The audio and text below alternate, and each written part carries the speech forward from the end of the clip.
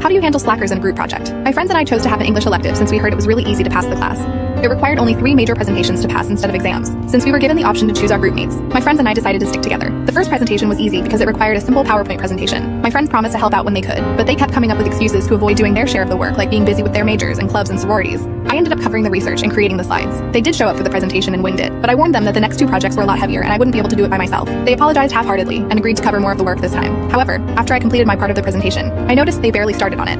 I felt really angry, but I found it hard to confront them since they were my friends. Finally, the last project was assigned, and rather than a PowerPoint, it required a video and an individual printed essay. I begged my friends to help me out with the video. Instead, they got angry at me for constantly bugging them about a minor elective. I was devastated at how they treated me. For them, it was a simple elective because they could actually afford college. But for me, my grades seriously mattered because I was on a scholarship. So I started the work early and accomplished it all on my own without splitting up the parts. When they asked me about the project a week before the deadline, I told them not to worry since I completed it for the group. However, they forgot about the individual essay that was meant to be submitted to the professor a day before the deadline. So in the end, they failed and had to retake the class without my